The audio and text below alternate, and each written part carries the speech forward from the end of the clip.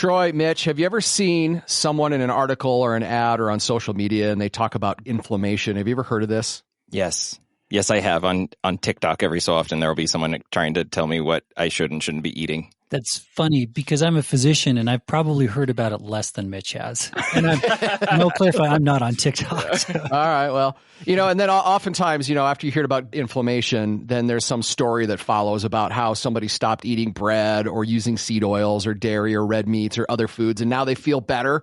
Like maybe they were bloated for a long time and now they're not, or their skin has cleared up, or their migraines have gone away, or they used to be congested all the time and that went away, or they've got more energy, their mood's better. So the question is, are these health risks and benefits overblown? I mean, is this a legitimate thing, this inflammation? And can the foods we eat really impact us in these ways? And there's a lot of ads online claiming that that's super important. There's supplements or diets that tell you, this is a legitimate deal, but we want to find out if it's true. And we're going to dive into that topic today. This is Who Cares About Men's Health, providing information, inspiration, and a different interpretation of men's health. I bring the BS. My name is Scott Singpill, the MD to my BS, Dr. Troy Madsen. Hey, Scott. A guy who's working hard on his health and is always bringing his unique perspective, Mitch Sears. Hey there. And Thunder Jalili, who is a professor of nutrition and integrative physiology at the College of Health at University of Utah. Thunder, how you doing today? Hey, I'm good. I'm happy to be back on the podcast. Is inflammation a real thing? Like that stuff I talked about at the top of the show, is that what's going on? That's what we want to dive into. Let's just start with that. I mean, is it legit? Because it seems a little crazy to me, right? That changing my diet or getting rid of some of these foods are going to clear up all these health issues that I've had. So to answer your first question, yeah, inflammation is definitely a real thing. It's like a normal physiological process, and it has a purpose for, wound healing and immune response and things like that. But I guess what we're talking about here is kind of a low-grade chronic inflammation that could increase your risk of unhealthy things, like maybe increase your risk of artery disease or make your headaches or your arthritis worse or things like that. So that's how I kind of look at this, inflammation as we're talking about it. How is the inflammation caused by the foods we eat different than the inflammation that's caused by other causes, like I twist my ankle and that gets inflamed? How is that different? You're talking probably an acute stimulus for inflammation with the ankle twist versus a more low-grade systemic inflammation that's much lower level. So it takes longer for it to have like a physiological impact. That would be my take on it. And with like a twisted ankle, though, I can look at it and see it's inflamed because it's swollen or it's hot. I mean, can I tell that with food as well? Or is it the other symptoms that I know that maybe something might be up? No, you can't really. I mean, it's different with food. It's a low grade systemic type of inflammation, a little bit more cytokine activation, a little bit more oxidative stress. In the short term, it's not going to do much. In the long term, having it exist like, month after month after month can exacerbate other things that are already going on. So in someone who has like high LDL levels, or someone who has diabetes, and now you throw on this systemic inflammation, this low-grade systemic inflammation, it could accelerate underlying artery disease, for example. Yeah, so like digestive problems, joint pain and stiffness, skin problems, fatigue, lack of energy, headaches and migraines in some people, even mood changes like anxiety, depression, irritability, allergies, erectile dysfunction, low testosterone levels, increase the risk of certain cancers and other chronic diseases. This is all true, huh? Yeah, in a way, it's all true. I mean, maybe not exactly the way most people think of it, like there's a direct cause and effect of these inflammatory foods in every single condition you mentioned. Yeah. But I think it's more that if you have these conditions, what you eat could exacerbate it, and make it more difficult to deal with. Whether there's a direct cause of eating these foods and then developing all those conditions you said, that's debatable. But they definitely don't help if this is one of the things that you're trying to deal with. And I think too, Thunder, you talked about some conditions like coronary artery disease. And there we're talking about longer term effects rather than like eating something and then an hour later I have a heart attack because of it, things like that. So it seems like I agree. There are definitely inflammatory properties of certain foods. Again, we know certain triggers for migraines from certain foods. But yeah, like you said, it seems like a lot of these, you've got an underlying condition, or it's like long-term effects of maybe some of the food you're eating or some of the processes that can go on chronically. Yeah. And, if we could just like pick up the example of the coronary artery disease that you just mentioned, Troy, yeah, it's long-term. It so turns out that these foods that everyone, and I'm doing air quotes, okay, you guys can't see it, air quotes, these foods that everyone labels inflammatory, well, they also turn out to be the same foods, that may increase your LDL and, increase maybe make you more prone to diabetes. And these are risk factors for developing atherosclerosis, right? So in that sense, it's kind of hard to separate out. Yeah, they're inflammatory foods, but they also increase your risk for artery disease as well. And that's kind of how this goes. It's not like I'm going to eat like a cookie and then have a heart attack or develop cancer in the next 30 minutes. But if that's my eating pattern, then by definition, I'm probably eating kind of more processed, high sugar foods, foods with less healthy fatty acids, et cetera, which sets me up for all these other chronic diseases over the long term. So if I'm understanding this right, you're saying that like having these foods, it is not necessarily like directly causing, say, maybe the inflammation or the whatever, but it is definitely exacerbating problems that you might already have. Yeah, or it causes like a very temporary inflammatory response that goes away after, the food is processed. So that brief, mild inflammatory response, is that damaging? Probably not. If it happens all the time, and sure, the foods that you're eating are more in that processed food category, then yeah, that kind of increases the risk. And remember, at the same time, if you're eating a lot of inflammatory foods, and by definition, you're probably not eating a healthy diet with vegetables and other plant-based products and whole grains and things like that. So it's not just the addition of the inflammatory foods, is that we're, making a substitution of those types of foods and not eating the healthy foods. So let's jump in here with some of the foods that are quote unquote, I'll use Thunder's air quotes here, that are inflammatory foods. And actually, I shouldn't use air quotes because they are, right? Like refined grains, bread, cereals, white flour, refined sugar, especially that added sugar that we've talked about before on the podcast that you want to avoid, sodium, red and different processed meats, the processed meats because they tend to have a lot of salt and other types of preservatives in them that are inflammatory. Trans fats, ultra-processed foods also make the list. And then finally, alcoholic beverage. Did we cover most of the foods that are considered inflammatory, Thunder? Did you mention refined carbohydrates and monosodium glutamate, MSG? Talked about refined grains like breads and cereals and white flour, but not MSG. Yeah, so let's just add MSG to that list. That can cause a little inflammation as well. Wait a minute. Didn't I read a study recently that said that alcohol is anti-inflammatory, like red wine and stuff? Depends how you take your alcohol. Is it in the form of Everclear or red wine? Oh, okay, sure. Yeah, it depends on the night, but... All right, which one is inflammatory and which one isn't then? Is red wine inflammatory and Everclear isn't, or what? So one of the things that we're doing, all of us, is we're oversimplifying this. It's what we like to do. Yeah. There's a dose response. Like if you have, a glass of red wine or like, a small alcoholic drink, that's really not a big deal. If you pound like, half a liter of vodka a day, or you have a bottle or two of wine a day, that's a different ballgame. So we have to be mindful of the dose. So a glass of red wine, it's actually anti-inflammatory. A bottle of red wine, probably not so much. Oh, okay. All right. All right. So with inflammatory foods, it sounds like dose response and time. Like how long have you been, how consistent have you been consuming these foods? Those things start to add up then to possibly some of the negative effects that we talked about. Yeah, and let's add one other thing to that. How much of the anti-inflammatory foods are you consuming? Oh, okay. Right. So yeah, you may be having some of these inflammatory foods, but are you eating a lot of anti-inflammatory foods? Because it's not like, we wake up in the morning and like flip a switch and decide which way we're going to go. We're probably all having a mix of inflammatory and anti-inflammatory. It just comes down to like what's predominating, All right. So that, it really comes back to this notion of a balanced diet then, right? Like pragmatically in real life, sometimes we want to have some of these foods that might be labeled as inflammatory, but in moderation, that's fine as long as, we're not going crazy with the dosage or the time.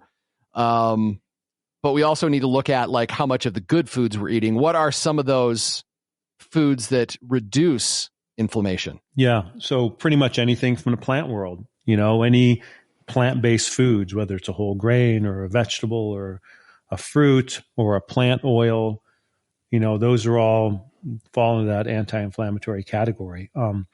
And remember, it's really what we're talking about is eating patterns. If somebody is used to eating healthy and is trying to avoid processed foods and going after those plant-based foods, that's kind of like a eating pattern, like a lifestyle. Or on the other hand, you can have an individual that doesn't really cook. They're not much into food preparation. They buy a lot of packaged foods. It's convenient. It's fast. That's kind of how a lot of people eat. And yeah, they may have an apple once in a while, but kind of the dosage of the anti-inflammatory side isn't the same. So the balance shifts towards inflammatory foods. See, Thunder, I'm hearing all this, and it makes perfect sense, in terms of the balance. And some foods may be more promoting inflammation where others are anti-inflammatory. But then I think getting to what Mitch talked about is, again, he's probably read more about it on TikTok than I have. But, you don't read TikTok. You guys understand? Sorry. He's watched more TikTok videos than I have about this. But how much truth is there to that? If someone's saying, "Hey, I eliminated this and it eliminated my migraines," or "I eliminated this and it eliminated my fatigue," is there something of a placebo effect there, or is there some truth to saying if you eliminate certain foods, you are going to see a physical effect from that? Yeah, I think we can never discount a placebo effect, for sure. But there's definitely truth in there too, because these foods that we do label anti-inflammatory, there's data in cell studies, in animal studies, and even human studies. When you eat more of these plant-based foods, that have phytochemicals and healthy oils and fiber and things like that, and you measure indices of inflammation or oxidative stress, you see they are lower, right? So there is truth that they have a physiological effect. Now, the placebo part kicks in how, good you feel after you eat those foods. I mean, there is probably a role in helping migraines. Definitely, if people have gut issues, there's actually a role there in improving that. But how good you feel, I think that's where the placebo part comes in. So I don't know if you can really separate the two. There's definitely a physiological role, but their mind is a powerful thing, right? So there's definitely going to be placebo in there as well. I also feel like maybe some of this effect could be that, and I don't want to diagnose people or make assumptions, but like when we see these videos on TikTok or hear these stories about people that remove these things from their diet and they felt better, right? We don't know what life was like for them before. And it might have been really bad. They might have not been eating very well, a lot of inflammatory foods. They might have had other underlying sort of medical things going on that when they eliminated some of these things, that's why they experienced kind of like this transformation. Whereas maybe I'm experiencing some, bloating or whatever, and I quit doing those things. I don't really experience anything because for the most part, I'm pretty good. Is that fair? Is that a fair thing to say, or am I just making stuff up? I think that's fair. And, throw in, what if people lose a little weight when they're trying to, eat the anti-inflammatory foods and that somehow plays a role, but maybe they don't talk about that, but we know that's in the background. So yeah, I think it's all of the above, at the end of the day, I mean, we can try to pin exactly what the reason is, but we do know like the long-term effects, right? Like we know what the result is. And I think that's the thing to focus on. I guess so. And that's what I've wondered too, is if sometimes we can drive ourselves crazy trying to identify every potential piece of our diet that could be causing certain symptoms and eliminating and adding and eliminating something else versus just trying to have that balanced diet. I don't know. And I guess if you were to go to someone and say, well, whatever symptoms you may be having, whether it's headaches, fatigue, gut issues, whatever it is, where would you even start? And where would a person even start to to try and assess that and eliminate things? I mean, ideally, you would want to have a physician that has patience and is open to dietary experimentation and has time. So you're saying not me.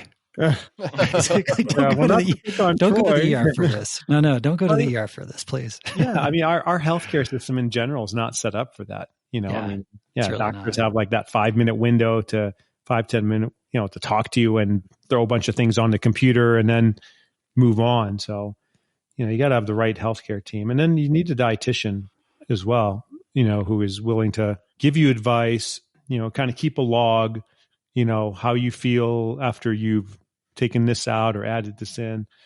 But to get back to your kind of original basic question, I mean, where do you start? The easiest thing to start, I mean, in my opinion, is try to reduce added sugar as much as possible. Try to increase your intake of vegetables, fruits, whole grain, and oatmeal. Start with that. And then if it comes in a box, try to eat less of it. I mean, that kind of covers a lot of ground, Yeah, but it does. But if you can do that, you may end up cutting the foods that were giving you problems, and at the same time adding things we know is helpful. And maybe that'll help. Maybe you don't have to go through this systematic thing where you try to identify the one particular food. I mean, if you want to, great, go for it and have some patience and experimentation, but you can probably get results from just doing that kind of basic across the board approach. I was going to say, like, I heard one time when you're eating, if you can eat stuff that has one ingredient in it, like if it does come in a box and it's rice, that's fine because the ingredient is rice, and that's generally pretty healthy, right? So I started applying that rule, and I know dairy kind of gets, a bad rap for being a really inflammatory food, and that has one ingredient. What's your take on dairy in this list?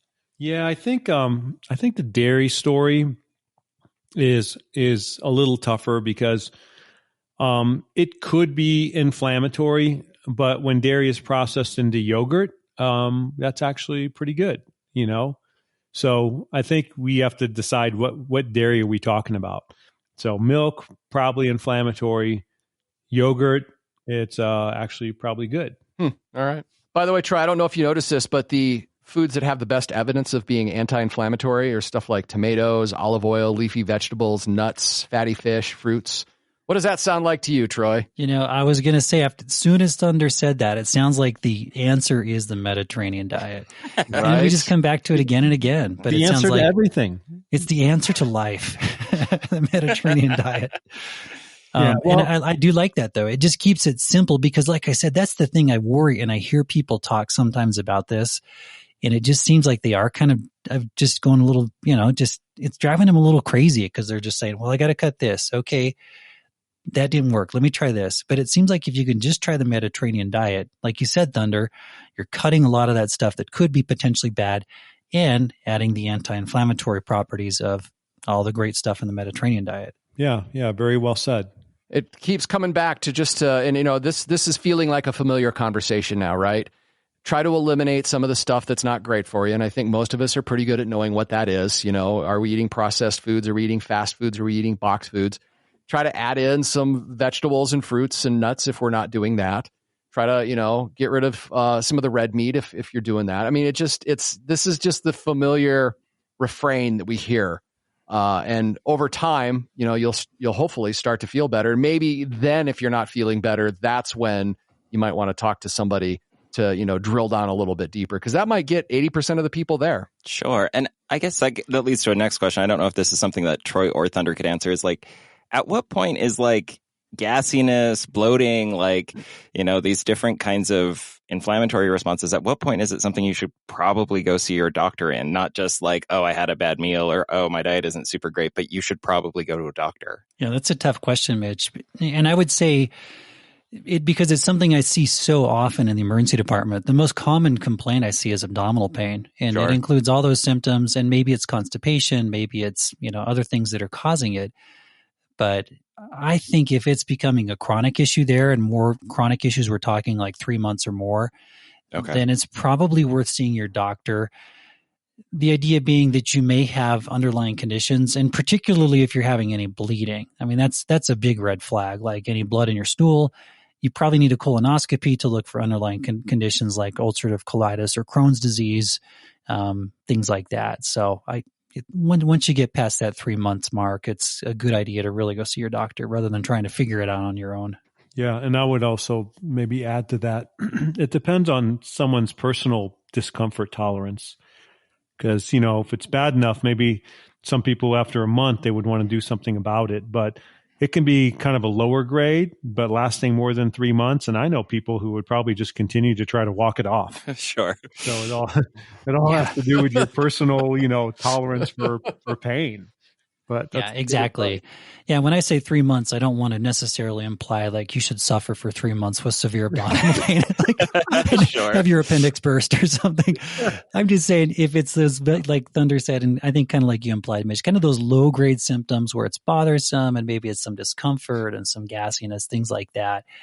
Once you hit the 3 month mark, it's probably worth just seeing your doctor to get some other input, if not sooner. So inflammation caused by the foods we eat, inflammatory foods versus or foods that are, anti-inflammatory. That's all real. Yep. It's all real. And it can all be traced back to dietary patterns.